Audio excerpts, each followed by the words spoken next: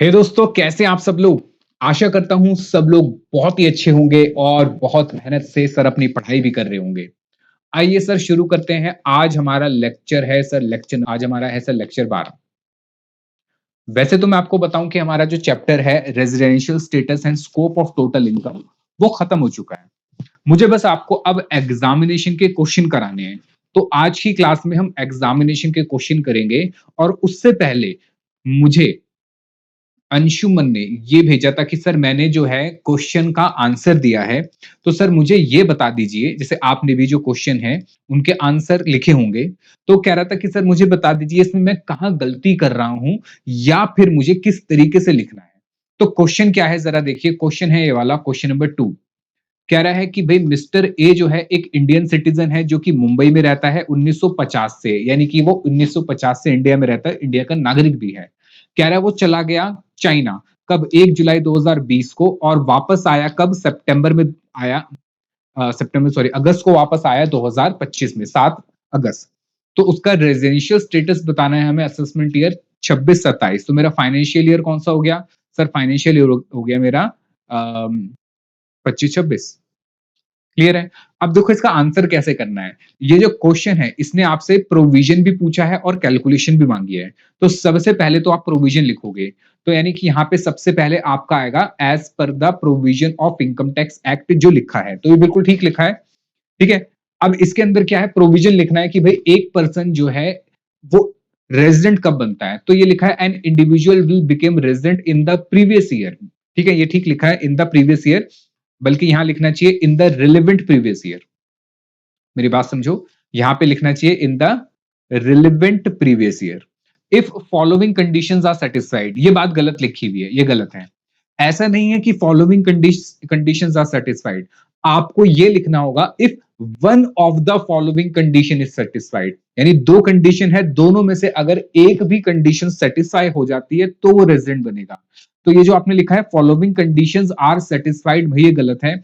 आपको लिखना है वन ऑफ द फॉलोइंग, क्योंकि आप लॉ की बात कर रहे हो और लॉ में आपको प्रिसाइजली काम करना पड़ेगा। आप प्लेन रीडिंग या प्लेन राइटिंग करके काम नहीं चला सकते। तो दोनों में से एक कंडीशन पूरी होनी चाहिए। ठीक है। अब हम लॉ की कंडीशन लिखेंगे। पहली कंडीशन तो है कि an individual stayed in India for more than और equal to 182 days in the last previous year. ये गलत लिखा है भाई, लास्ट प्रीवियस ईयर नहीं होगा, ये होगा मेरा रिलेवेंट प्रीवियस ईयर। यानी जो मेरा रिलेवेंट प्रीवियस ईयर है, और मेरा रिलेवेंट प्रीवियस ईयर कौन सा है सर इस क्वेश्चन में? 25-26 का। तो हम इसमें ये लिखेंगे कि an individual stay in India for more than और equal to 182 days in the relevant previous year, और ब्रैकेट में लिख दूंगा प्रीवियस ईयर 25-26। ठीक है। एक तो ये, अगर ये कंडीशन पूरी नहीं होती तो मुझे लिखना था यहाँ पे और, मुझे दूसरा लिखना था और, ये नहीं लिखा, ये गलती करी। दूसरी कंडीशन ये है कि उसका स्टे जो है, N individual stay in India for more then 60 days. ठीक है। अब यहां पे ये गलत लिखा हुआ है, फॉर 60 डेज और मोर, 60 दिन या उससे ज्यादा। 60 डेज और मोर, जैसे आपने यहाँ लिखा फॉर, अच्छा देखो ये भी यहां भी गलत लिखा है, stay in India for more than और इक्वल टू। हाँ, ये इक्वल टू देखो यहां लिखा हुआ, ये ठीक है।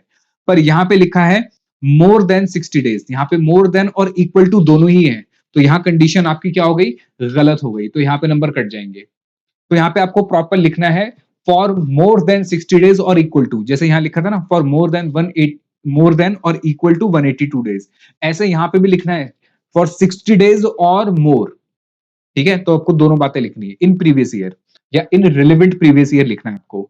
एंड ऑल्सो, ठीक है, अब ये सही लगाया आपने, एंड ऑल्सो स्टेड 365 डेज और मोर, ये बिल्कुल ठीक लिखा है, 365 डेज और मोर ड्यूरिंग, ड्यूरिंग नहीं लिखा या इन लिख दिया, चलो कोई नहीं, इन लास्ट 4 प्रीसीडिंग ईयर, ये बात बिल्कुल ठीक लिखी है, इन लास्ट 4 प्रीसीडिंग ईयर।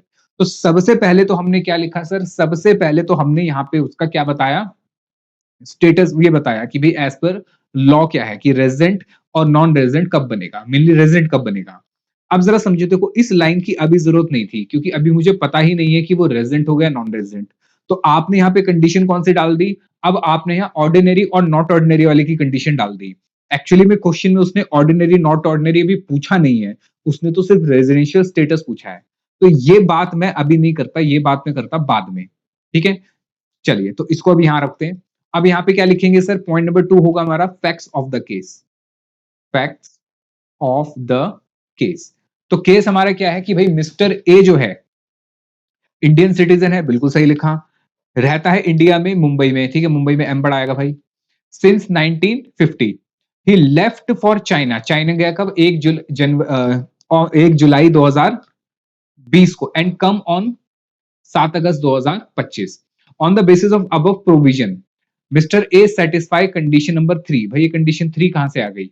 सबसे पहले उसको रेजिडेंट बनाओगे, तभी तो उसके बाद आप उसको ऑर्डिनरी या नॉट ऑर्डिनरी बनाओगे। आपने उसको रेजिडेंट तो बनाया नहीं और आपने सीधा कह दिया कि वो क्या है? ऑर्डिनरी रेजिडेंट, जो कि पूरी तरीके से गलत हो गया।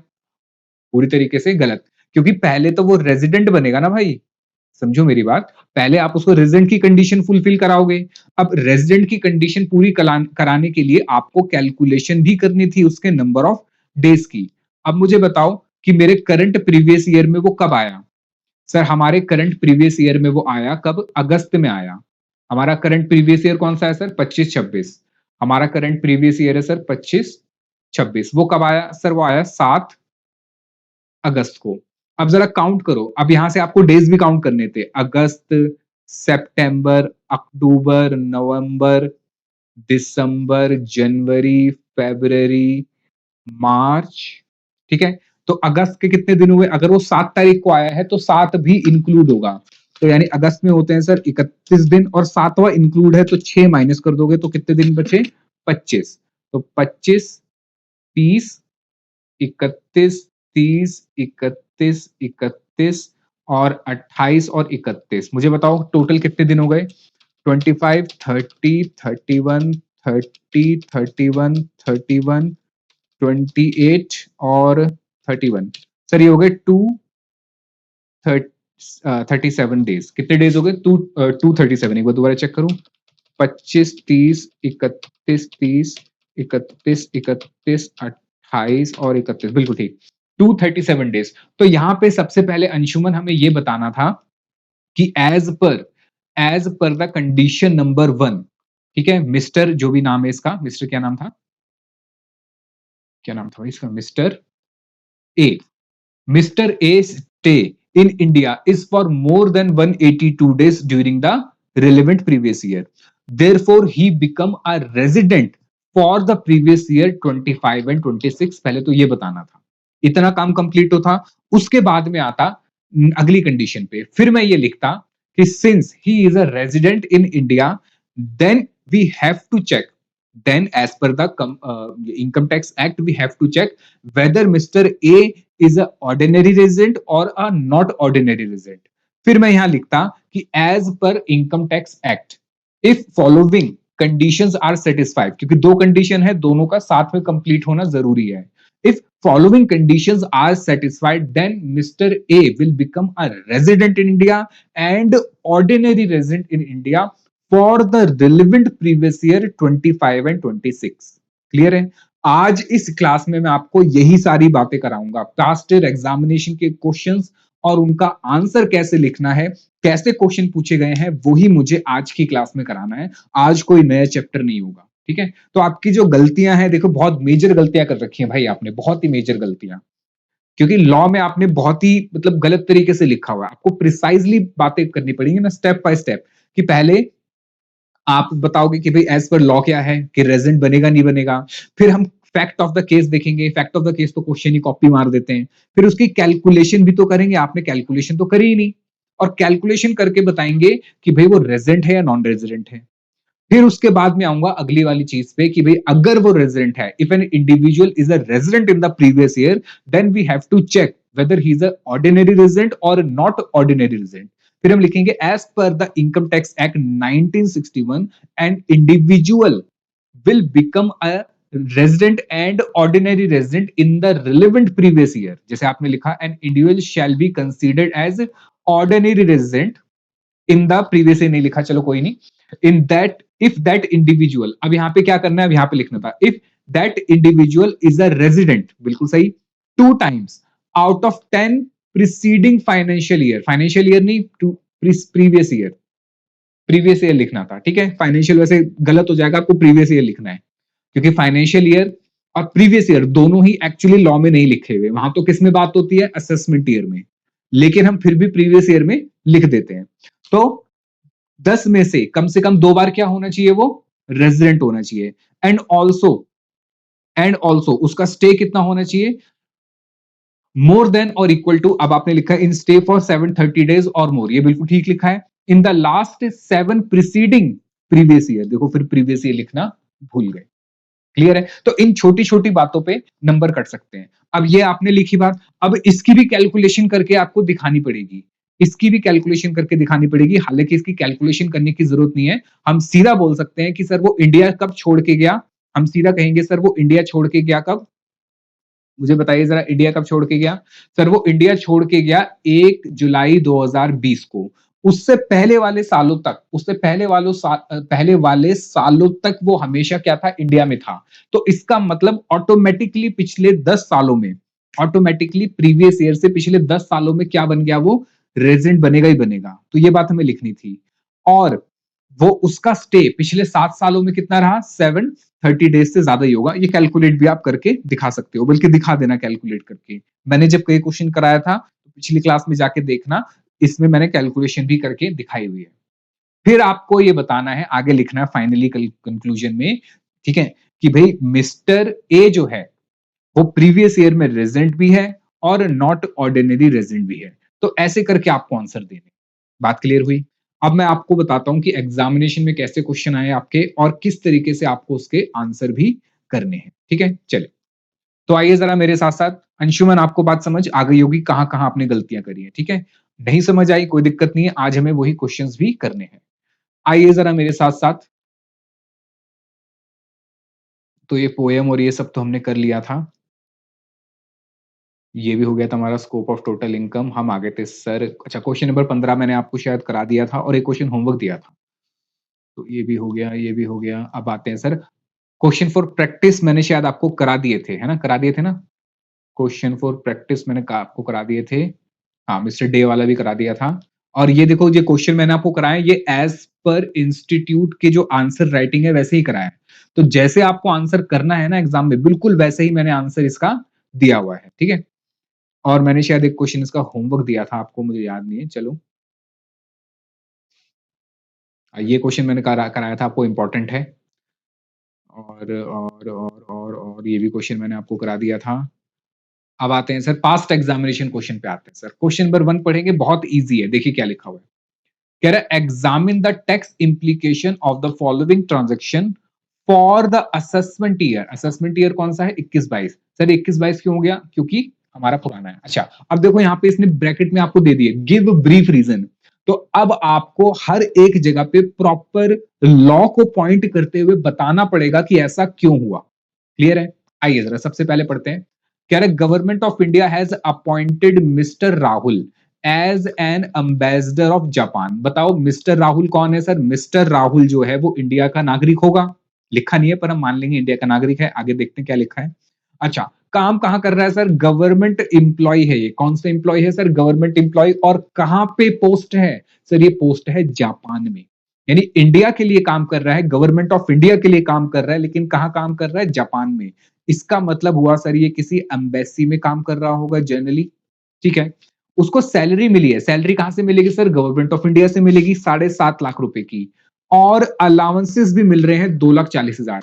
जैसे ही सर ये अलाउंसेस की बात आएगी, मुझे बताइए, अलाउंसेस की बात आएगी और अलाउंस किसको मिल रहे हैं सर, उस इंप्लॉय को मिल रहे हैं जो कि गवर्नमेंट का इंप्लॉय है। कम ऑन, क्या कहा मैंने कि सर ऐसे इंप्लॉय को मिल रहे हैं, हाँ ऐसे इंप्लॉय को मिल रहे हैं जो गवर्नमेंट का इंप्लॉय है। उसके साथ साथ वो सर्विसेज कहां रिएंडर कर रहा है, सर्विस रिएंडर कर रहा है सर आउटसाइड इंडिया। तो सर वहां पे एक स्पेशल सेक्शन था, एक्चुअली सेक्शन जो है यहाँ पे सेक्शन 10 सब सेक्शन 7 है, लेकिन आपको सेक्शन याद करने की जरूरत नहीं है। लेकिन इसके लिए सर स्पेशल प्रोविजन था और यह कहा गया था कि जो भी सैलरी इसको मिलेगी, जो भी सैलरी इसको मिलेगी गवर्नमेंट ऑफ इंडिया से, उस पे तो टैक्स लगाएंगे, उस पे तो कोई दिक्कत नहीं है। लेकिन अगर कोई अलाउंस मिलता है इसको, किसी भी नाम से अगर कोई अलाउंस मिलता है तो वो एग्जेम्प्ट होता है, उस पे हम टैक्स नहीं लेते हैं। क्लियर है?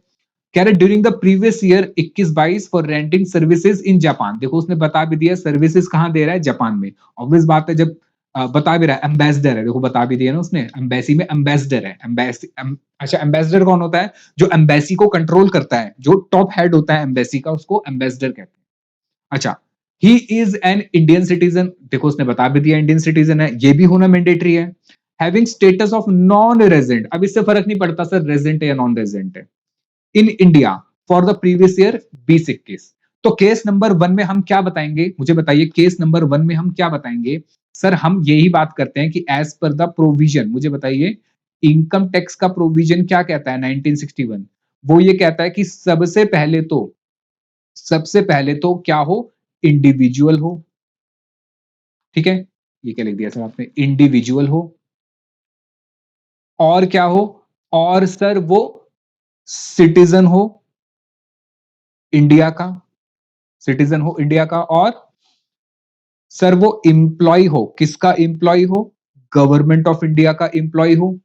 ठीक है, और साथ साथ वो सर्विसेज कहां दे रहा है, सर वो सर्विसेज रेंडर कर रहा है आउट ऑफ इंडिया। अगर ये बातें पूरी होती हैं तो सर उसको जो भी इनकम मिलती है, जो भी इनकम मिलती है in the form of salary, तो जो उसको सैलरी मिलेगी वो तो क्या होगी सर, टैक्सेबल होगी। इसमें तो कोई इफ एंड बट वाली बात नहीं है। लेकिन सर अदर इनकम जो हो रही है in the form of allowances, in the form of allowances, वो क्या हो जाएगी सर, वो हो जाएगी एग्जेम्प्ट। बताइए क्या हो जाएगी वो, एग्जेम्प्ट। ठीक है, तो इस केस में हम बताएंगे कि सर जो उसको सैलरी मिल रही है कितने की, 7.5 लाख रुपए की प्रीवियस ईयर में, ये तो टैक्सेबल है। लेकिन जो अलग से 2,40,000 रुपए के अलाउंसेस मिल रहे हैं, ये एग्जेम्प्ट होंगे। ये बात हमें उसको बतानी है। आइए जरा एग्जाम में आपको कैसे आंसर करना है आप देखिए जरा, वैसे ही मैंने यहां पे लिखा हुआ है। सबसे पहले मिस्टर राहुल क्या है सर, इंडियन सिटीजन है, नॉन रेजिडेंट है, अम्बेसडर है जापान में। अच्छा अच्छा, एक चीज और, ये नॉन रेजिडेंट है तो वो भी लिखना पड़ेगा कि सर ये अगर नॉन रेजिडेंट है तो नॉन रेजिडेंट को कौन सी इनकम टैक्सेबल होती है सर, इंडियन इनकम टैक्सेबल होती है, इंडियन इनकम। और अगर गवर्नमेंट ऑफ इंडिया से सैलरी मिल रही है, कहां से सैलरी मिल रही है सर, गवर्नमेंट ऑफ इंडिया से सैलरी मिल रही है, तो वो क्या होता है सर, वो होती है accrue and arise in India. तो ये बात भी हमें लिखनी पड़ेगी। क्लियर है? तो इसी वजह से ये 7.5 लाख रुपए इंडिया में क्या होंगे सर, टैक्सेबल होंगे। आइए अब जरा एग्जाम में कैसे लिखना है कि मिस्टर राहुल इंडियन सिटीजन है, नॉन रेजिडेंट है, एम्बेसडर है, सैलरी कितनी मिली, 7.5 लाख रुपए, अलाउंसेस मिले 2,40,000 रुपए। ये केस है, टैक्स इंप्लीकेशन क्या आएगा sir, salary and allowance receive by Indian citizen, point to be noted, Indian citizen for services कहां दे रहा है, आउटसाइड इंडिया। ठीक है, as an ambassador of government, यानी कि वो इंप्लॉय किसका होना चाहिए, गवर्नमेंट का, तो वो क्या होता है सर, अलाउंसेज एग्जेम्प्ट होते हैं। तो as per section 10 subsection 7, allowances and perquisite paid by government of India to its employ serving outside India are exempt. Further, Mr. Rahul is a non-resident and service rendered outside India. Income is not taxable in India. ठीक है, conclusion क्या देंगे, entire income is not taxable India. अच्छा ये तो second point आ गया। ठीक है, चलो तो ये जो इसने बात यहां लिखी है समझे जरा। Further mister Rahul is a non resident, ये इसने पूरी तरह से सही नहीं लिखा, यहां गलती है, इस आंसर में गलती है। इस आंसर में क्या गलती है सर, इस आंसर में गलती है, further since mister Rahul is a non resident and services are rendered outside India, तो हम ये लिखेंगे ओनली, ओनली जो सैलरी पार्ट है, salary of ₹7,50,000 is taxable in India, taxable in India. Reason being, क्योंकि sir accrue and arise in India है, क्योंकि कहां से मिल रही है सर, गवर्नमेंट ऑफ इंडिया से मिल रही है, तो accrue and arise in India है। तो ये बात हमें लिखनी है। आई होप आपको समझ आ रहा होगा। मुझे बताओ अगर बात समझ आ रही है तो कमेंट करके जरूर बता देना। आइए सर पॉइंट नंबर 2 पे आते हैं। सर पॉइंट नंबर 2 क्या कह रहा है, मिस जूही नॉन रेजिडेंट है, माइंड इट नॉन रेजिडेंट है, in India is engage in operations where which are confined to purchase of goods in India। कि एक है मिसेस जूही, जो कि क्या है, नॉन रेजिडेंट है। अब ये नॉन रेजिडेंट कब होगी? सर ये नॉन रेजिडेंट तब होगी जब ये किसी दूसरी कंट्री में रहती होगी। मान लेते हैं यूएसए में रहती है। कहाँ रहती है सर? यूएसए में रहती है। ठीक है?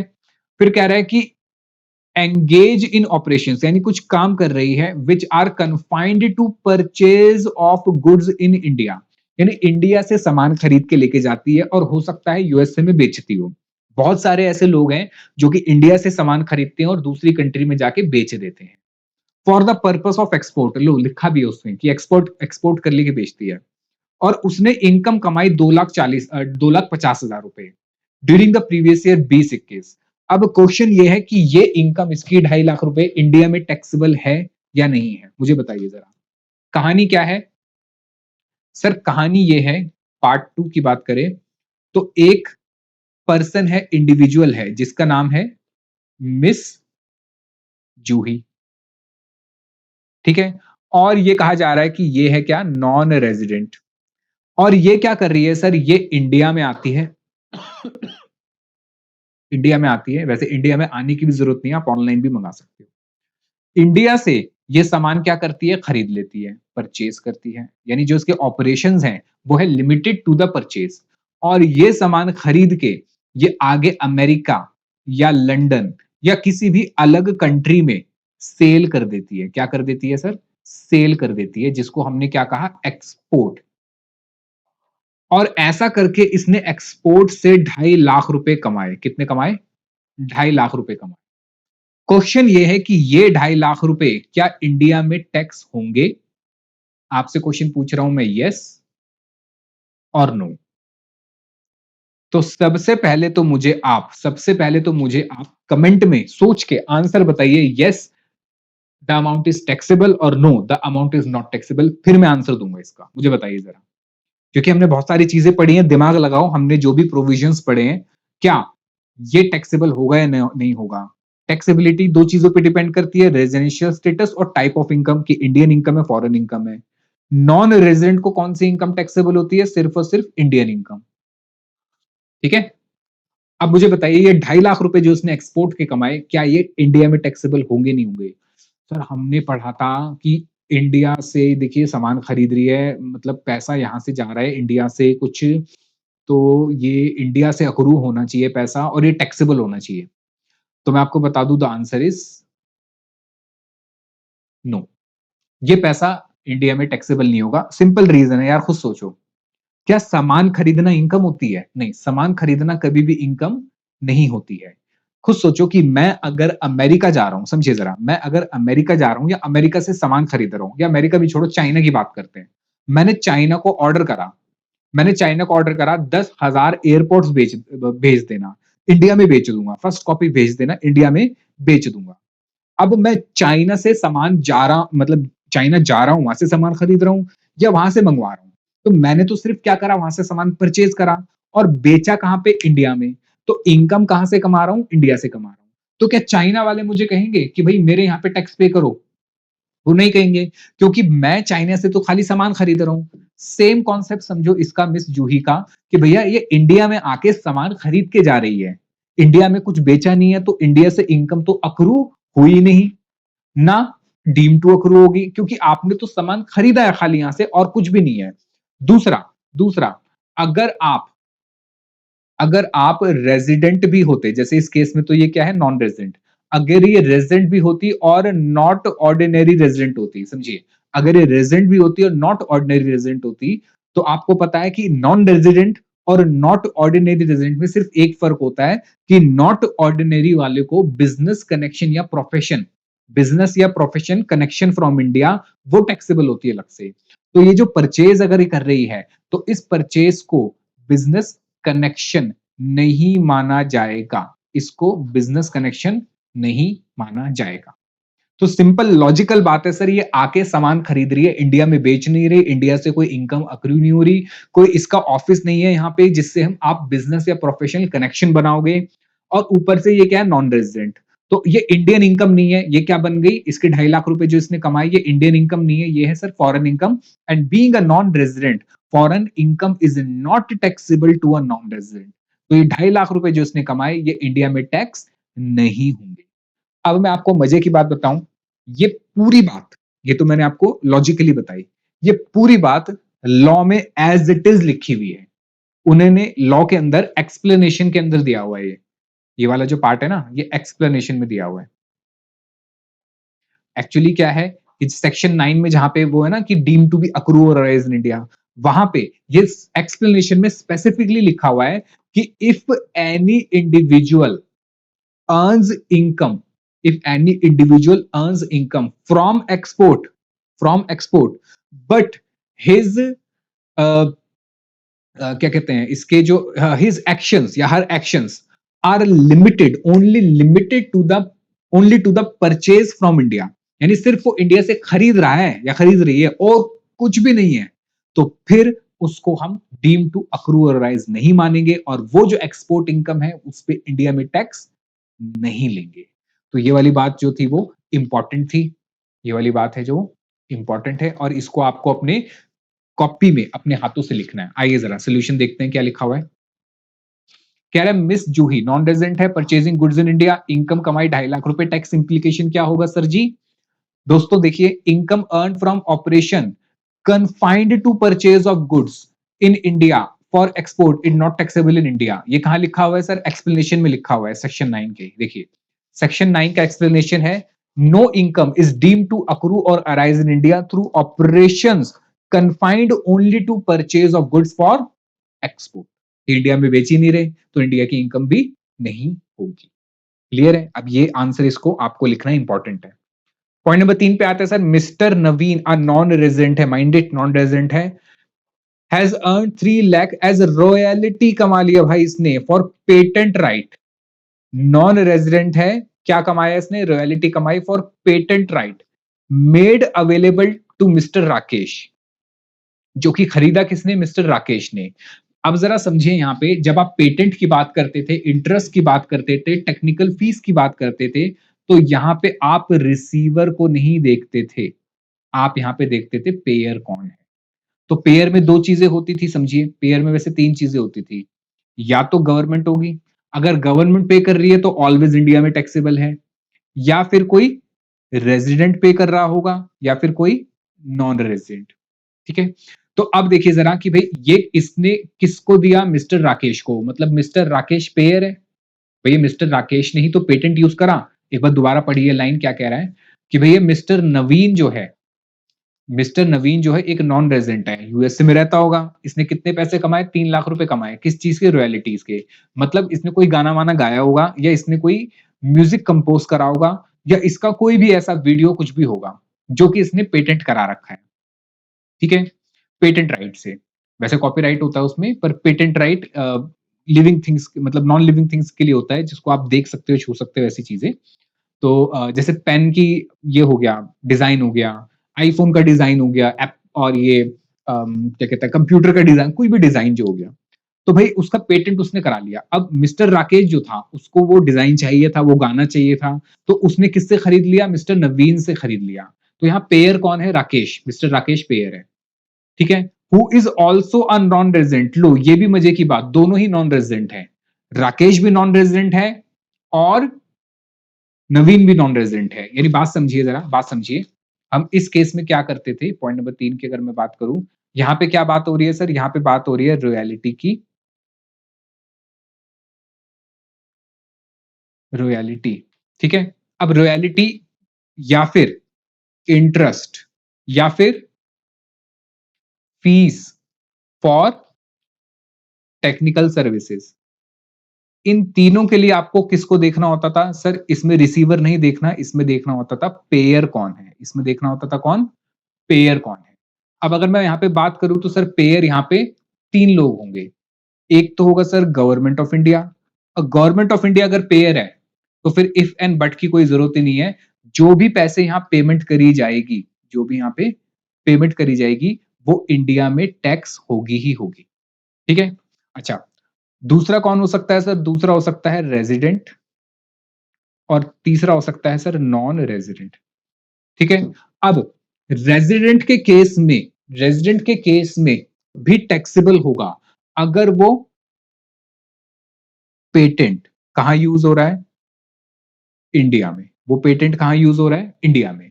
सेम नॉन रेजिडेंट के केस में भी टैक्सेबल होगा अगर वो पेटेंट कहां यूज हो रहा है सर? इंडिया में। और इंडिया में यूज होने का मतलब कि आप इंडिया से क्या कमा रहे हैं? उस पेटेंट की वजह से इनकम कमा रहे हैं। उस पेटेंट की वजह से क्या कमा रहे हैं? इनकम कमा रहे हैं।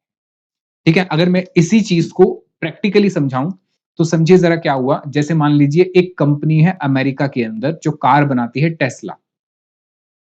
ठीक है? इसने अपने कार का, समझिए, इसने अपने कार का एक डिजाइन बना रखा है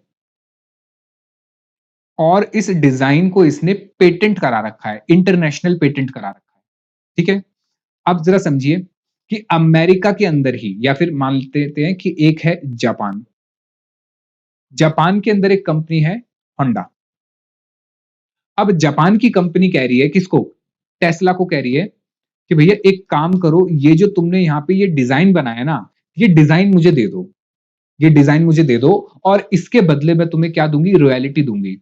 तो जापान की कंपनी ने, मान लेते हैं इसको, 10 लाख रुपए की क्या दी? रॉयल्टी पे करी। क्या पे करी? 10 लाख रुपए की रॉयल्टी। याद रखना, इंडिया का अभी बीच में कोई भी बात नहीं आई है।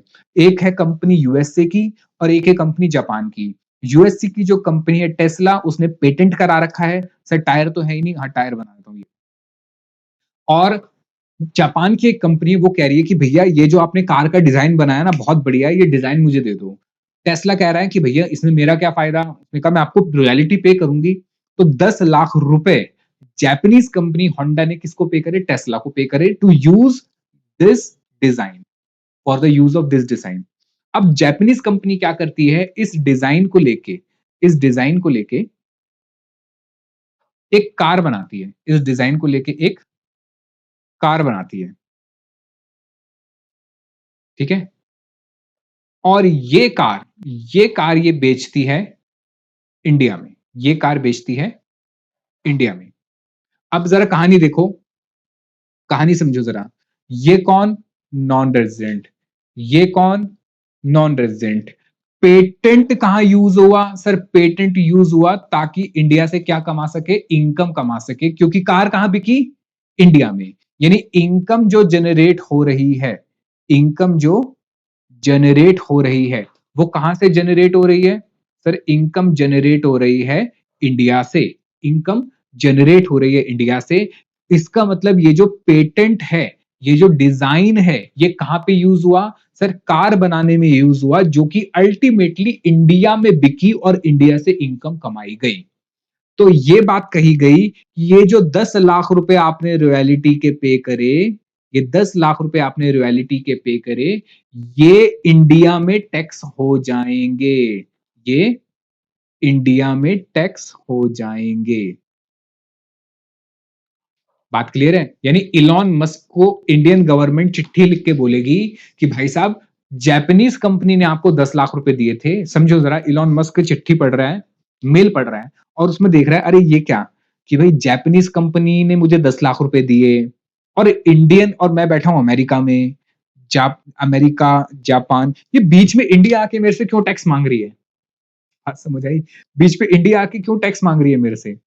तो ये कहा गया भैया पेटेंट कहां यूज हुआ? पेटेंट यूज हुआ सर इंडिया के अंदर प्रॉफिट कमाने के लिए या इनकम कमाने के लिए। तो ये जो रॉयल्टी के पैसे हैं ना, ये भी कहीं ना कहीं इंडिया के ही पैसे हैं, क्योंकि आप प्रॉफिट इंडिया से कमा रहे हो। तो इसलिए इस पे टैक्स जो लगेगा, कहां लगेगा? इंडिया में टैक्स लगेगा। अब आपको कहानी समझ आई होगी। देखिए जरा, कह रहा है कि मिस्टर जेम्स कहां गया? अच्छा ये तो अलग है, ठीक है। कह रहा है मिस्टर राकेश हैज यूटिलाइज, अब यूटिलाइजेशन की बात हो रही है, patent right for development of a product, car मान लो, इन इंडिया। बताओ कहां पे प्रोडक्ट डेवलपमेंट हुआ? इंडिया में। या बिका कहां? इंडिया में। And 50% royalty is receive in India. लो, अब तो कोई मतलब ही नहीं है, जो इंडिया में रिसीव हुआ वो तो इंडिया की इनकम, और जो 50% इंडिया में रिसीव नहीं हुआ वो भी इंडिया की इनकम, क्योंकि डीम टू बी अक्रू और अराइज इन इंडिया है। अगर वो पेमेंट किसने करी है? अगर वो पेमेंट करी है एक नॉन रेजिडेंट ने, क्योंकि मुझे पेयर देखना है, एक नॉन रेजिडेंट ने पेमेंट करी है, और वो पेटेंट कहां यूज हो रहा है? इंडिया से इनकम कमाने के लिए। तो 100% ही क्या होगा सर? वो इंडियन इनकम होगी। अब वो इंडिया में रिसीव हो या ना हो कोई फर्क नहीं पड़ता, वो इस लॉ के हिसाब से, ये सेक्शन के हिसाब से वो डीम टू बी अक्रू और अराइज इन इंडिया है, therefore 100% of the amount paid to Tesla is taxable. Tesla नहीं है यहां पे, कौन है? नवीन है। ठीक है, अच्छा आए जरा इसका सोल्यूशन पढ़ते हैं। ये इंपॉर्टेंट है सारे के सारे। अब आपको समझ आ रहा है कि मतलब कैसे कैसे क्वेश्चन पूछे जाते हैं एग्जाम में। कह रहा है कि मिस्टर नवीन है, नॉन रेजिडेंट है, जिसने क्या रिसीव करी है? रॉयल्टी रिसीव करी है 3 लाख रुपए। रॉयल्टी पे कौन कर रहा है सर? मिस्टर राकेश पे कर रहा है, जो कि एक नॉन रेजिडेंट है। पेटेंट कहां यूज हो रहे हैं? इंडिया में। 50% रिसीव्ड इंडिया मतलब नहीं है, क्योंकि सारे के सारे income deem to be accrue और राइज इन इंडिया है। टैक्स इंप्लीकेशंस, कह रहा है एंटायर 3 लाख रुपए क्या है सर? टैक्सेबल है इंडिया में। रीजन बीइंग, क्योंकि सेक्शन 9 कहता है royalty payable by a non resident. याद रखना, रिसीवर नहीं देखना, पेयर देखना है। डीम टू अक्रू और arise in India if it is used for a patent or right of business or source of income in India. Since the patent is used in India, जो उसने बताया भी, whole royalty becomes taxable irrespective of the receipt. कहीं भी receipt हो 100% taxable होगा sir. तो ये पूरे 3 लाख रुपए इंडिया में टैक्सेबल होंगे। अब ये आपको अपने आप अपने रजिस्टर में क्या करना है? लिखना है, राइट। इसको जरूर लिखना है, ऐसे ही क्वेश्चन आते हैं एग्जाम में। ठीक है, बताओ क्या आपको मेरी बात समझ आ रही है या नहीं आ रही? आ रही है तो बता देना जरूर। चलिए जी, नेक्स्ट पार्ट, पार्ट नंबर 4। कह रहा है मिस्टर जेम्स, कितना अच्छा नाम है जेम्स, एनआरआई है, बोरोड 10 लाख रुपए ऑन 1/4/2020। ये सबसे ज्यादा इंपॉर्टेंट है भाई। कह रहा है कि एक मिस्टर जेम्स है, एनआरआई है, 10 लाख रुपए इसने उधार ले लिए। किससे उधार ले लिए? मिस्टर आकाश अंबानी से उधार ले लिए, जो कि क्या है? वो भी नॉन रेजिडेंट है। देखो ये भी नॉन रेजिडेंट है, ये भी नॉन रेजिडेंट है। ठीक है, and invested such money in the shares of an Indian company, और इंडिया की कंपनी के अंदर इसने पैसा इन्वेस्ट कर दिया। मिस्टर आकाश रिसीव इंटरेस्ट 12% पर एनम। अब जरा समझिए कहानी क्या है। पॉइंट नंबर 4, कहानी ये है सर, एक है मिस्टर जेम्स जो कि एनआरआई है, एनआरआई मतलब नॉन रेजिडेंट है, एनआरआई मतलब नॉन रेजिडेंट है, और एक है सर मिस्टर आकाश। और मजे की बात, ये भी कौन है सर? Non resident. तो दोनों क्या हो गए सर? Non resident. किसने किसको उधार दिया? मिस्टर जेम्स ने उधार लिए 10 लाख रुपए, यानी इसने, आकाश ने उधार दिए, इसको लोन दे दिया। कितने का लोन दे दिया सर? 10 लाख रुपए का लोन दे दिया। ठीक है, अच्छा कितने परसेंट ब्याज पे दे दिया सर? मिस्टर आकाश रिसीव 12%। ठीक है, 12% के ब्याज पे। ये कौन है सर? जेम्स। अब जरा बात समझिए हुआ क्या। मिस्टर जेम्स ने लोन ले लिया, यानी इसके पास तो आ गया सर लोन। अब मिस्टर जेम्स इसको क्या पे करेगा सर? मिस्टर जेम्स इसको पे करेगा ब्याज। कितना ब्याज पे करेगा सर? 12% के रेट से हो गया सर 1,20,000 रुपए। तो ये 1,20,000 रुपए इसकी हो गई सर इनकम। 1,20,000 इसकी क्या हो गई सर? इनकम। अब वो ये कह रहा है कि ये जो इसके पास 10 लाख रुपए आए ना, किसके पास? जेम्स के, ये 10 लाख रुपए इसने इन्वेस्ट कर दिए। कहां इन्वेस्ट कर दिए सर? ये इन्वेस्ट कर दिए इसने इंडिया की शेयर मार्केट में। क्या आपको कहानी समझ आई? समझिए, एक है जेम्स अमेरिका में रहता है, एक है आकाश अमेरिका में रहता है, दोनों नॉन रेजिडेंट है, पड़ोसी हैं। पड़ोसी के पास जाके कहता है यार मुझे जरा कुछ पैसे की जरूरत है, मुझे इन्वेस्टमेंट करनी है। वो कह रहा अच्छा मेरे पैसे मिले थे इन्वेस्ट करने के लिए। वो कह रहा भाई देख मैं तेरे को ब्याज दूंगा। वो कह रहा अच्छा कितना ब्याज देगा? कह रहा 12% भी दूंगा, 12% पर एनम। उसने कहा ठीक है ये ले 10 लाख रुपए ले जा। दोनों अमेरिका में बैठे हैं। तो आकाश ने जेम्स को 10 लाख रुपए दिए। अब 1 साल बाद जेम्स आके कहता है भाई ये ले अपने 1,20,000 रुपए। वो कह रहा है किस चीज के? कह रहा है याद कर तेरे से 10 लाख का उधार लिया था। कह रहा, हाँ यार याद आ गया, ठीक है ये 1,20,000 रुपए क्या हो गए? मेरी तो इनकम हो गई, मैंने कमा लिए। अब वो उससे पूछ रहा है पर वो 10 लाख रुपए का तूने करा क्या? वो कह रहा है अरे देख मैंने 10 लाख रुपए जो है ना इन्वेस्ट कर दिए। वो कह रहा है कहाँ इन्वेस्ट कर दिए? इंडिया की शेयर मार्केट में इन्वेस्ट कर दिए। वो कह रहा अरे ये क्या कर दिया? इंडिया की शेयर मार्केट में इन्वेस्ट कर दिए।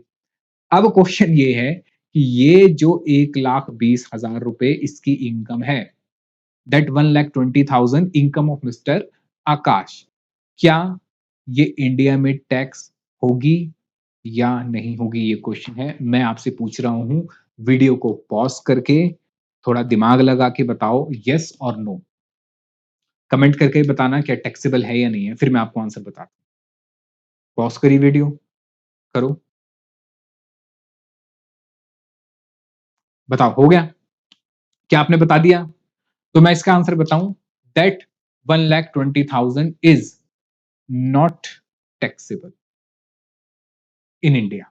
ये 1,20,000 रुपए इंडिया में टैक्सेबल नहीं होंगे। अब जरा बात समझो, ऐसा क्यों हुआ? जैसे मैंने अभी आपको रॉयल्टी बताया, वैसे ही मैं आपको बताता हूं इंटरेस्ट के बारे में। वैसे मैं आपको लिखवा चुका हूं यहां पे। इंटरेस्ट की अगर मैं बात करता हूं तो डीम टू बी अक्रू और अराइज इन इंडिया, तो यहां पे आप कौन देखते हो सर? यहां पे भी पेयर देखा जाता है, रिसीवर नहीं देखा जाता। या तो वो पेयर क्या होगा सर? या तो वो पेयर होगी हमारी गवर्नमेंट ऑफ इंडिया। अगर वो ब्याज इंटरेस्ट गवर्नमेंट ने पे करा है तो वो हमेशा टैक्स होगा इंडिया में। फिर दूसरा, या तो वो कौन पे कर सकता है सर? रेजिडेंट या नॉन रेजिडेंट।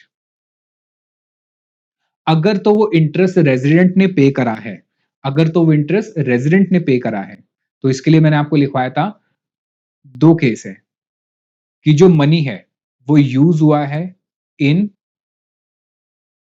इंडिया या फिर यूज हुआ है आउटसाइड इंडिया।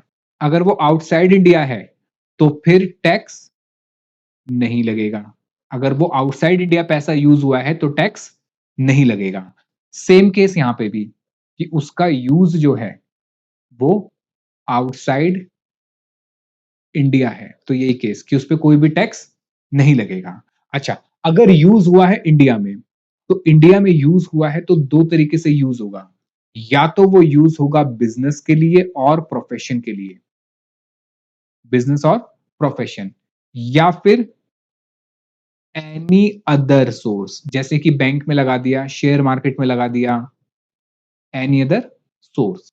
तो अगर बिजनेस में लगा है या एनी अदर सोर्स में लगा है, तो सर दोनों ही केस में टैक्स होगा इंडिया में। दोनों ही केस में क्या होगा सर? इंडिया में टैक्स होगा, वो ब्याज। अब कहानी यहां पर आती है, ध्यान से। वो पे किसने करा? नॉन रेजिडेंट ने। यूज कहां हुआ? आउटसाइड इंडिया, तो कोई भी टैक्स नहीं है। लेकिन अगर वो यूज हुआ पैसा, जो मनी बोरो है, वो यूज हुआ इंडिया में, अब वो कहां यूज होगा सर? दो चीजें हैं, या तो वो बिजनेस और प्रोफेशन में यूज होगा, या फिर एनी अदर सोर्स। ठीक है, अब ध्यान से, अगर तो बिजनेस प्रोफेशन में यूज हुआ, अगर तो वो पैसा बिजनेस प्रोफेशन में यूज हुआ, तो वो ब्याज इंडिया में टैक्स होगा। लेकिन अगर वो एनी अदर सोर्स के लिए यूज हुआ, तो वो पैसा इंडिया में टैक्स नहीं होगा। यहां देखो, यहां दोनों बातों पे टैक्स हो रहा था। यहां पे जो है, अगर रेजिडेंट पे कर रहा था तो दोनों बातों पे टैक्स हो रहा था, इसलिए तो क्वेश्चन घुमा हुआ है। लेकिन अगर नॉन रेजिडेंट ने पे करा तो सिर्फ कौन सा टैक्स होगा? अगर वो पैसा कहां यूज हो रहा है? बिजनेस और प्रोफेशन इन इंडिया। अब जरा समझो, थोड़ा सा इसको मैं डाइजेस्ट करवाने की कोशिश कर रहा हूं, समझो जरा। हमारा केस क्या हुआ? हमारा केस में पेयर कौन है सर? हमारे केस में पेयर है नॉन रेजिडेंट। ठीक है, पैसा क्या इंडिया में यूज हो रहा है या इंडिया के बाहर यूज हो रहा है? सर पैसा यहाँ पे इंडिया के अंदर यूज हो रहा है। अब यहां पर आता है, पैसा कहां यूज हुआ? बिजनेस प्रोफेशन में। ये देखिए, इसने ये जो पैसा लगाया, जो इन्वेस्ट करा, क्या बिजनेस में लगाया? नहीं सर, ये पैसा इसने बिजनेस में नहीं लगाया। ये पैसा कहां लगाया? शेयर मार्केट में लगाया। बिजनेस का मतलब ये है कि इसने अपना बिजनेस खोला। ये शेयर मार्केट में पैसा लगा रहा है या बैंक में लगा रहा है या एफडी करवा रहा है या कहीं भी कर रहा है। ठीक है, तो वो बिजनेस या प्रोफेशन नहीं है। बिजनेस प्रोफेशन हुआ कि अपना बिजनेस खोल रहा है, तो इसने कोई अपना बिजनेस यहां नहीं खोला। तो अब जरा समझिए कि हमारा चेन कैसे जा रही है। सर हमारी चेन गई यहां पे नॉन रेजिडेंट के पास। पेयर कौन है सर? पेयर है non resident.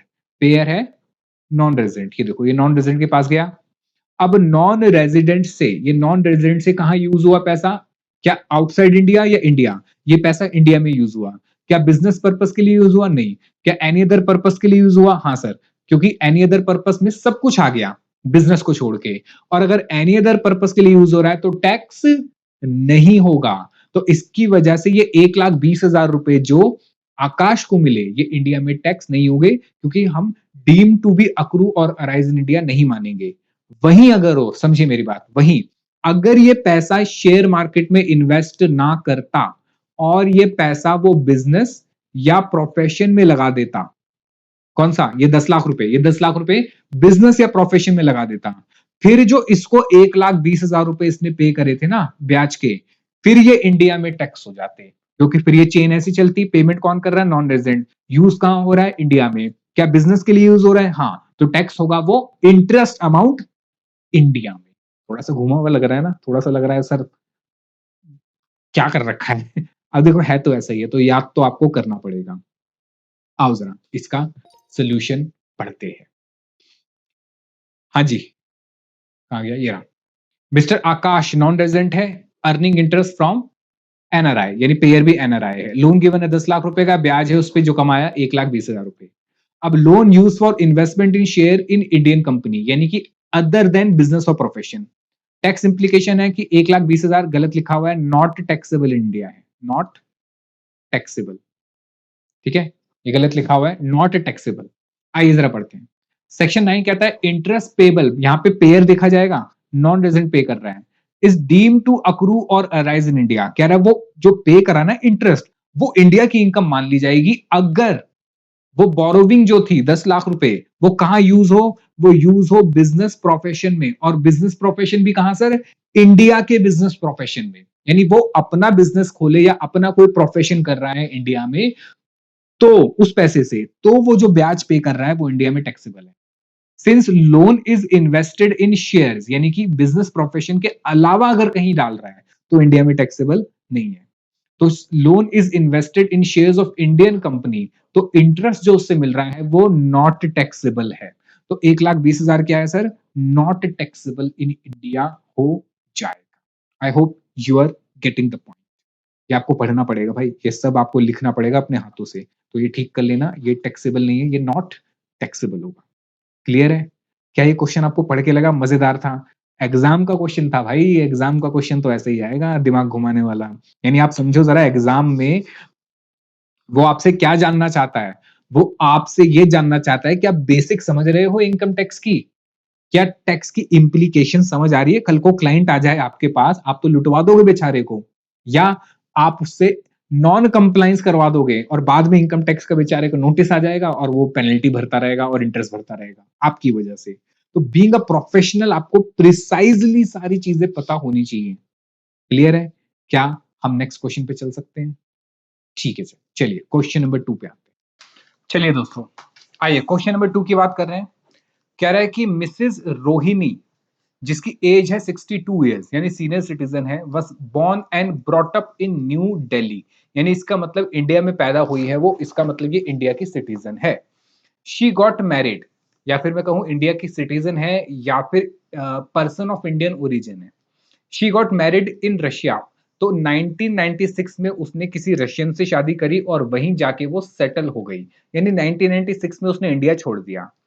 Since her marriage she visited India for 60 days, कह रहा है कि वो इंडिया में सिर्फ 60 दिनों के लिए आती है, ईच ईयर, हर साल आती है 60 डेज के लिए, during her summer break. The following are the details of her income for the year ended 31/3/2021। ठीक है, तो ये इनकम की डिटेल दे रखी है, पेंशन मिली गवर्नमेंट से, रशियन गवर्नमेंट से, लॉन्ग टर्म कैपिटल गेन और ये सारी चीजें उसको मिली। क्वेश्चन हमसे पूछ रहा है, you are required to ascertain the residential status. Obvious बात है, सबसे पहले तो उसका रेजिडेंशियल स्टेटस देखा जाएगा, क्योंकि इसमें इनकम कौन कौन सी होगी सर, या तो इसमें इंडियन इनकम होगी या इसमें फॉरेन इनकम होगी। तो इंडियन इनकम हुई तो सबको टैक्सेबल है, लेकिन फॉरेन इनकम हुई तो वो नॉन रेजिडेंट को टैक्सेबल नहीं होती है। ठीक है, अच्छा, तो सबसे पहले तो उसका रेजिडेंशियल स्टेटस निकालना पड़ेगा and compute her total income and tax liability in India, और उसी के बाद हम उसकी टैक्स लायबिलिटी निकाल सकते हैं। तो अब क्या करना है सर, सबसे पहले क्वेश्चन में आपको प्रोविजन लिखना है, as per the provision of income tax act 1961। ठीक है, चलिए मैं आपको प्रोविजन बताता हूं। आइए जरा समझिए क्या कहना चाह रहा है कि भैया देखिए, समझिए क्या क्या हो रहा है यहाँ पे, कि भाई एक पर्सन है, एक पर्सन है जो कि कौन है, इंडिया की सिटीजन है, इंडिया की सिटीजन, या फिर अगर सिटीजन नहीं है तो इंडियन ओरिजिन भी हो सकता है। क्या है? Indian origin. और ये इंडिया में पैदा हुई है, इसका मतलब ये इंडियन ओरिजिन की पर्सन है। ठीक है? अच्छा, एक तो ये पॉइंट। दूसरा, जो कि विजिट करती है इंडिया में, ठीक है? अच्छा, उसका स्टे कहां पर है? सर उसका स्टे है आउटसाइड इंडिया, आउटसाइड इंडिया। ये मैंने आपको लिखवाया था कि एक इंडिविजुअल है, पर्सन ऑफ इंडियन ओरिजिन है, जो कि इंडिया के बाहर रहता है या रहती है, लेकिन इंडिया में विजिट करती है, ठीक है? और जिसकी इंडियन इनकम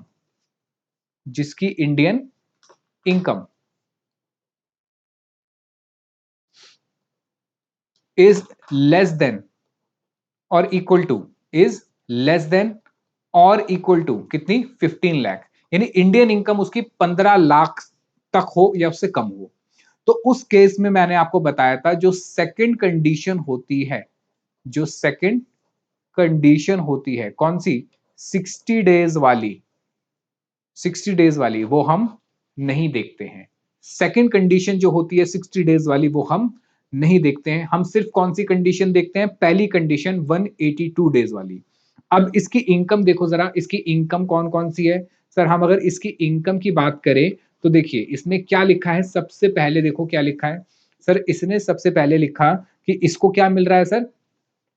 इसको मिल रही है पेंशन, पेंशन मिल रही है रशिया से, तो रशिया से मिल रही है तो फॉरेन इनकम है।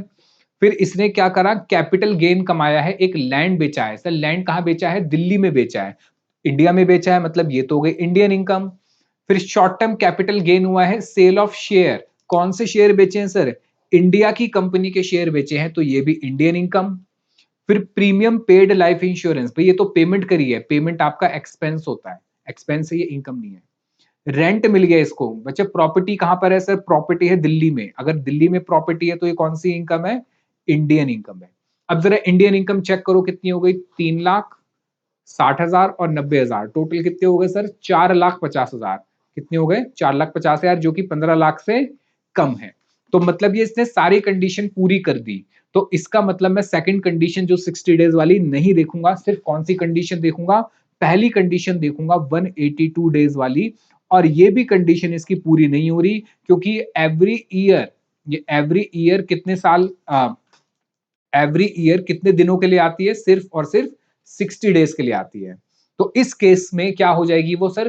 प्रीवियस ईयर में नॉन रेजिडेंट हो जाएगी। आइए जरा देखते हैं, आंसर देखते हैं कि एन इंडियन सिटीजन और a person of Indian origin who being outside India, जो कहां रहता है? इंडिया के बाहर रहता है, जो इंडिया में विजिट करता है, और जिसकी टोटल इनकम, कौन सी इनकम? इंडियन इनकम लिखा है देखो, other than foreign sources, does not exceed 15 lakh, यानी 15 लाख तक हो सकती है, उससे ज्यादा नहीं होनी चाहिए। Would be resident in India, वो तभी रेजिडेंट होगा अगर वो, इफ ही और she stay in India for a period of 182 days और मोर। यानी कि सिर्फ पहली कंडीशन देखी जाएगी सर, दूसरी कंडीशन यहां पे नहीं देखी जाएगी। अब मिस रोहिणी जो है वो कितने टाइम के लिए आई? वो सिर्फ और सिर्फ 60 डेज के लिए आई। तो हमें सेकंड कंडीशन तो देखनी नहीं है, हमें पहली कंडीशन देखनी है। और उसकी इनकम भी क्या है सर? इंडिया से 15 लाख से ज्यादा नहीं है। इसका मतलब वो ऑटोमेटिकली क्या बन गई? नॉन रेजिडेंट बन गई फॉर द असेसमेंट ईयर 21-22 हो गए। ठीक है? अच्छा, अ नॉन रेजिडेंट, अब अगर वो नॉन रेजिडेंट बन गई है, chargeable to tax in respect of income, सिर्फ इंडियन इनकम, कौन सी? जो कि रिसीव हुई हो इंडिया में, या डीम टू बी रिसीव हो इंडिया में, या फिर वो इनकम जो अक्रू हो इंडिया में, या डीम टू बी अक्रू और arise in India. Accordingly her total income, अब उसकी टैक्सेबल अगर मैं निकालू तो क्या बताऊंगा सर? जो पेंशन उसको मिल रही थी रशियन गवर्नमेंट से, फॉरेन इनकम है, अभी हमने देखा टैक्सेबल नहीं होगा। ठीक है? अच्छा, उसके बाद हाउस प्रॉपर्टी, उसको हाउस प्रॉपर्टी से रेंट मिल रहा था। कितना रेंट मिल रहा था सर? 90,000 का। लेकिन यहाँ पे देखिए 90,000 को जो रेंट मिलता है, उस पे शायद मैंने आपको बताया था 30% डिडक्शन देनी पड़ती है सीधा सीधा। तो 30% की पहले डिडक्शन मिल जाएगी। 90,000 में से कितने गए? 27,000 रुपए। तो कितना टैक्स होगा? 63। इसके ऊपर पूरा चैप्टर है, हाउस प्रॉपर्टी पे पूरा चैप्टर है। चैप्टर आपका 4 है ये आपका चैप्टर 4 है, क्योंकि इसके बाद तो हमें सैलरी करना है। ठीक है? तो चैप्टर 4 में हाउस प्रॉपर्टी के बारे में डिटेल में पढ़ेंगे। अभी ये मान के चलो जितना रेंट मिल रहा है 30% उसमें से हटा दोगे, या फिर मैं सिंपल कहूं जितना मिल रहा है 70% टैक्सेबल है, 30% टैक्सेबल नहीं होता। तो 90,000 में से 30% गए, कितना टैक्सेबल हुआ सर? 63,000। फिर उसके बाद उससे जो लॉन्ग टर्म कैपिटल गेन हुआ था, जो उसने लैंड बेचा था दिल्ली में, वो भी इंडियन इनकम है, टैक्सेबल होगी। फिर उसने जो कैपिटल गेन कमाया था, सेल करे थे शेयर, कौन सी कंपनी के सर? इंडियन कंपनी के, वो भी इंडियन इनकम है, इंडिया में टैक्स होंगे। तो इसको जोड़ के इसकी टोटल टैक्सेबल इनकम इंडिया में आ जाएगी। कोई डाउट? इजी था। चलिए क्वेश्चन नंबर 3 पे आते हैं। कह रहा है मिस्टर जयचंद, देखो इंडियन सिटीजन है, इंडिया छोड़ के चला गया, एम्प्लॉयमेंट के लिए चला गया। ओहो, याद करो, अगर एम्प्लॉयमेंट के लिए जा रहा था तो सेकंड कंडीशन नहीं देखते थे, सेकंड कंडीशन नहीं देखते थे। कंट्री एक्स में चला गया 5 जून 2014 को, he regularly visited India and stay for 60 days. देखो 60 डेज के लिए रहा, और हमें 60 डेज वाला तो देखना ही नहीं है, मुझे क्या देखना है? सिर्फ और सिर्फ फर्स्ट कंडीशन, अगर वो जॉब के लिए गया है। Since then, however, in the financial year 22-23 he did not come, आया ही नहीं था। He owns a commercial building in Delhi which is let out, किराए पे दे रखा है। He is also set a retail store in India which is controlled by his brother, उसका brother control करता है, एक रिटेल स्टोर है। He provides the following information regarding his income. Income from commercial building, यानी कि इसने rent पे दे रखी है, 12 लाख रुपए का रेंट आता है। Income from retail store, business चल रहा है, 4.5 लाख रुपए का बिजनेस आता है। Country x does not tax any individual on their income, याद करो वही 15 लाख रुपए वाली लिमिट। ठीक है, याद करो कि भाई अगर वो पर्सन, याद करो, अगर वो पर्सन किसी ऐसी कंट्री में रहता है, अगर वो पर्सन किसी ऐसी कंट्री में रहता है जहां पे टैक्स नहीं लगता है, जहां पे टैक्स नहीं लगता है, और उसकी इंडियन इनकम 15 लाख या उससे ज्यादा होती है, तो फिर वो जो इनकम है उसका टैक्स कहां पे करेगा? वो इंडिया में पे करेगा। कहां पे करेगा? इंडिया में पे करेगा। हमसे पूछ रहा है कि रेजिडेंशियल स्टेटस बताओ, ठीक है, और कह रहा है विल यू आंसर भी change if he is a citizen of country x, अगर वो इंडिया का सिटीजन ना होके एक्स कंट्री का सिटीजन होता तो क्या हमारा आंसर अलग होता? चलिए तो इसका आंसर देखते हैं। कह रहे determination of residential status of mister जय, भाई मिस्टर जयचंद जो है इंडिया का सिटीजन है, एम्प्लॉय है कंट्री एक्स के अंदर, did not come to India at all during the year 22-23। He would not be a non, he would not be a resident, क्योंकि वो आया ही नहीं है। हमारा जो असेसमेंट ईयर है वो कौन सा है? 23-24। वो एक भी दिन के लिए नहीं आया, तो क्या बन गया? वो सीधा सीधा नॉन रेजिडेंट। अब नॉन रेजिडेंट बन गया, ठीक है, और उसकी इंडियन इनकम कितनी है जरा चेक करो सर। इंडियन इनकम चेक करें तो एक तो था उसकी ये 12 लाख रुपए क्या थे सर उसकी बिल्डिंग से, और 4.5 लाख रुपए कहां से आ रहे थे सर उसको? रिटेल स्टोर से। टोटल कितने हो गए सर? 16,50,000 रुपए, 15 लाख से ज्यादा हो गए। तो थ्रेशोल्ड लिमिट 15 लाख रुपए है, उससे ज्यादा हो गए, और ये पैसे इंडिया में टैक्सेबल, वो सॉरी एक्स कंट्री में टैक्सेबल भी नहीं है। तो he would be deemed resident, उसको क्या मान लिया जाएगा सर? डीम्ड रेजिडेंट मान लिया जाएगा। और याद करो डीम्ड रेजिडेंट क्या बनता था? रेजिडेंट बनता था, लेकिन नॉट ऑर्डिनरी रेजिडेंट बनता था। ठीक है, तो deemed resident is always resident but not ordinary resident. अब जरा समझिए, in case of mister Jaichand is a citizen of country x, he would be a non resident in India for the previous year 22-23 since the provision, अगर वो country x का मान लो citizen होता, अगर वो एक्स का सिटीजन होता तो हमारे केस में सीधा सीधा क्या बनता? वो नॉन रेजिडेंट। क्योंकि ये जो 15 लाख वाली लिमिट है, 15 लाख वाली लिमिट है, ये किसके लिए है? ये सर इंडियन सिटीजन के लिए है। अगर वो इंडिया का सिटीजन नहीं है, इंडिया का सिटीजन नहीं है, तो फिर उस पर वो लिमिट नहीं लगेगी, उस पर ये सेक्शन नहीं लगेगा, और वो डायरेक्टली क्या बन जाएगा? Non resident. तो क्या बन जाएगा सर? Non resident. ठीक है, अच्छा, अब अगर मैं टैक्सेबिलिटी की बात करूं तो सर देखिए टैक्सेबल क्या होगा? ये दोनों ही इनकम टैक्सेबल होगी। ये इनकम जो इंडिया से कमा रहा है ये भी, और इनकम जो यहां से कमा रहा है ये भी। क्यों? क्योंकि सर ये दोनों इंडियन इनकम है, और वो क्या है? रेजिडेंट है और नॉट ऑर्डिनरी है, और कोई फर्क नहीं पड़ता, क्योंकि ये तो इंडियन इनकम है, और इंडियन इनकम तो नॉन रेजिडेंट को भी टैक्सेबल होती है। ये इनकम तो नॉन रेजिडेंट को भी टैक्सेबल होती है। क्लियर है? आइए क्वेश्चन नंबर 2। मिस्टर प्रशांत जिसकी उम्र है 35 साल, ऑस्ट्रेलिया का सिटीजन है, माइंडेड ऑस्ट्रेलिया का सिटीजन है, who is settle in Australia and visit India for 125 days in every financial year. हर साल कितने टाइम के लिए आता है? 125 दिन के लिए आता है। सिंस पास्ट 11 ईयर, पिछले 11 सालों से आ रहा है वो 125 दिनों के लिए। During the financial year 22-23 he visited India for a total period of 200 days 200 days. Financial year है सर हमारा 22-23, 200 दिन के लिए आया, 182 डेज से ऊपर हो गया। The purpose of his visit were to meet his family member who are settle in India. उसकी इंडिया में फैमिली रहती है इसलिए आया था। And also managing his family members who are settle in India and also for managing business in Sri Lanka through office in Chennai. ओहो, चेन्नई में office है, इंडिया में ऑफिस है, लेकिन बिजनेस कहां चल रहा है? Outside India. यानी मैं कह सकता हूं सीधा सीधा भैया ये हो गया बिजनेस या प्रोफेशन कनेक्शन हो गया। और ये किसको टैक्सेबल होता है? ये सर ऑर्डिनरी वाले को तो होता ही है, लेकिन नॉट ऑर्डिनरी वाले को भी होता है। अब हमारा प्रीवियस ईयर है 22-23। फॉलोइंग केसेस में उसकी इनकम दे रखी है हमें, हमसे पूछ रहे रेजिडेंशियल स्टेटस बताओ मिस्टर प्रशांत का and compute his total income for the assessment year 23-24। ठीक है, अब जरा समझो, वो हर साल कितने टाइम के लिए आया है? 125 दिन के लिए। लेकिन इस साल कितने दिन के लिए आया है? वो 200 दिन के लिए, यानी 182 डेज से तो ऊपर हो गया सर, रेजिडेंट तो बन गया। अब रेजिडेंट बनने के बाद देखेंगे कि ऑर्डिनरी है या नॉट ऑर्डिनरी। आइए जरा आंसर देखते हैं इसका, तो कैलकुलेशन करनी पड़ेगी सर।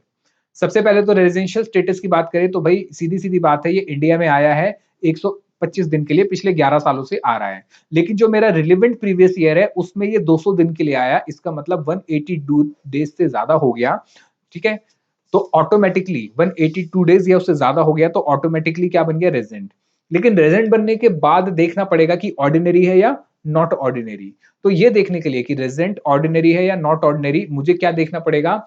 पिछले 10 सालों में कम से कम क्या होना चाहिए? 2 बार वो रेजिडेंट होना चाहिए। साथ साथ दोनों कंडीशन एक साथ पूरी होनी चाहिए कि पिछले 7 प्रीवियस ईयर में उसका स्टे कितना होना चाहिए? 730 डेज या उससे ज्यादा का। आओ कैलकुलेशन करते हैं। Sir residential status for the previous year 21-22 की बात कर रहे हैं, तो 21-22 हमारा प्रीवियस ईयर है, असेसमेंट ईयर है 22-23, इसमें तो ये रेजिडेंट बन गया और उसका स्टे 60 डेज से ज्यादा हुआ, यानी 125 डेज हुआ। और प्रीवियस ईयर में 365 दिन से ज्यादा हुआ क्योंकि 125 डेज आ रहा है, तो वो क्या बन जाएगा? रेजिडेंट। ऐसे ही प्रीवियस ईयर 20-21 के अंदर भी क्या बन गया? वो रेजिडेंट बन गया। ठीक है, क्योंकि उसका स्टे ज्यादा हुआ, तो पहली कंडीशन पूरी हो गई कि 10 में से 2 बार क्या बने? Resident. Therefore, he satisfied the first condition of being resident in the last at least 2 out of 10 previous year। अब पिछले 7 सालों में टोटल करो कितने दिन वो रहा? सर पिछले 7 सालों में 125 दिन वो रहा हर साल, तो कितने दिन हो गए सर? 875, यानी कि 730 दिन होने चाहिए थे, 875 हो गए, तो मतलब दोनों कंडीशन पूरी हो गई, तो ये रेजिडेंट बन गया। और कौन सा रेजिडेंट बन गया सर? ऑर्डिनरी रेजिडेंट बन गया। तो दुनिया जहान की इनकम पे इंडिया में टैक्स लगेगा इसके। ठीक है, तो अब फॉरेन इनकम हो या इंडियन इनकम हो, इंडिया में टैक्स पे करेगा। आइए जरा चेक करते हैं कौन कौन सी इनकम है। सबसे पहले कह रहा है इनकम फ्रॉम बिजनेस है, ऑस्ट्रेलिया में कंट्रोल हो रहा है, ऑस्ट्रेलिया में। सर फॉरेन इनकम है, फॉरेन इनकम है, इंडिया में टैक्स नहीं होना चाहिए। अरे भैया वो ऑर्डिनरी वाला बन चुका है, और ऑर्डिनरी वाले को तो इंडिया में टैक्स लगा देंगे। ये क्या बन चुका है सर? ऑर्डिनरी। फिर income from business in Sri Lanka, हमें कोई मतलब नहीं है, कहीं से भी कमाओ, ये तो बिजनेस कंट्रोल वाली है। लेकिन आप क्या बन गए? ऑर्डिनरी, तो इंडिया में टैक्स हो जाएगा। शॉर्ट टर्म कैपिटल गेन और sale of share of Indian company, है तो वैसे इंडियन कंपनी है, कहीं भी रिसीव शेयर जो बेचे इंडियन कंपनी के बेचे हैं, कहीं भी रिसीव, वो इंडियन इनकम है, इंडिया में टैक्सेबल है। अच्छा, एग्रीकल्चर लैंड है ऑस्ट्रेलिया में। सर एग्रीकल्चर लैंड आपने बताया था कि एग्रीकल्चर पे टैक्स नहीं लगता, लेकिन वो कब नहीं लगता? जब एग्रीकल्चर इनकम लैंड कहाँ हो? इंडिया में, और ये कहाँ है? ऑस्ट्रेलिया में। इसका मतलब ये तो हो गई सर फॉरेन इनकम, लेकिन फॉरेन इनकम ये हो गई आपकी इंडिया में टैक्स, क्योंकि आप मतलब ये जो पर्सन है क्या बन गया? रेजिडेंट बन गया। और फॉरेन इनकम है एग्रीकल्चर की, तो वो टैक्सेबल होती है। क्या आपको बात क्लियर हुई? देखिए यहाँ पे लिखा हुआ है सारा कि भैया ये बिजनेस इनकम भी हो गई, श्रीलंका की इनकम भी हो गई, कैपिटल गेन भी हो गया, और जो इसकी एग्रीकल्चर इनकम है कहां से? ऑस्ट्रेलिया से, ये भी इंडिया में टैक्स होगी। ठीक है, चलिए, तो यहाँ पे हमारा ये चैप्टर फुल्ली तरीके से कंप्लीट हो जाता है। बहुत अच्छे तरीके से हमने करा। ये क्वेश्चंस आपको जरूर जरूर से अपने हाथों से लिख के करने हैं अपने बुक में, मतलब अपने रजिस्टर में, नहीं तो इसके बिना काम नहीं चलेगा भाई। और आपको बार बार पढ़ के रिवाइज करने पड़ेंगे सारे कॉन्सेप्ट। मैंने आपको सारे कॉन्सेप्ट बहुत अच्छे तरीके से समरी बना के सब कुछ लिखाया है। आपके हैंड रिटन नोट्स बहुत बढ़िया बन रहे हैं, तो इन सबको आपको जरूर जरूर से करना पड़ेगा। पक्का प्रॉमिस करोगे ना? हाँ। चलिए, तो अगले लेक्चर में हम शुरू करेंगे सर हमारा बहुत ही बढ़िया चैप्टर और जो हमारे पूरे चैप्टर्स के मतलब मैं कहूँ कि जितना हमें पढ़ना है, उसका 50% तो इसी चैप्टर में है। यानी जितना हमारा डीटी का टोटल कोर्स है, 50% तो सैलरी है, बाकी 50% अलग है। ठीक है? तो सैलरी बहुत इंपॉर्टेंट चैप्टर होने वाला है। मैंने आपको बताया था कि अलग-अलग हेड्स होते हैं इनकम के, सैलरी, हाउस प्रॉपर्टी और सैलरी था, हाउस प्रॉपर्टी था और था आपका 5 हेड बताए थे, बिज़नेस प्रोफेशन था, फिर था आपका कैपिटल गेन और 5वां होता है अदर सोर्सेस। तो ये पाँचों जो हेड्स हैं वो हमें करने हैं जिसमें से सबसे पहला हेड आता है हमारा इनकम फ्रॉम सैलरी। ठीक है? तो ये हम करेंगे अगले लेक्चर में। तब तक के लिए पढ़ते रहिए, खुश रहिए, लाइफ को एन्जॉय करिए, ऐसे ही अच्छे-अच्छे काम करते रहिए। मिलता हूँ आपसे अगले लेक्चर में। तब तक के लिए बाय-बाय, टेक केयर और जय हिंद। और कमेंट करके ज़रूर बता दीजिए कि पूरा लेक्चर देखते हो नहीं देखते? मुझे लगता नहीं आप पूरा लेक्चर देखते हो। अगर मुझे रिस्पॉन्स सही नहीं मिलेगा तो यार फिर मैं ढीला पड़ जाता हूँ, फिर मैं कर नहीं पाता, ठीक है? चलिए, कोई नहीं, मिलता हूँ अगले लेक्चर में, ठीक है?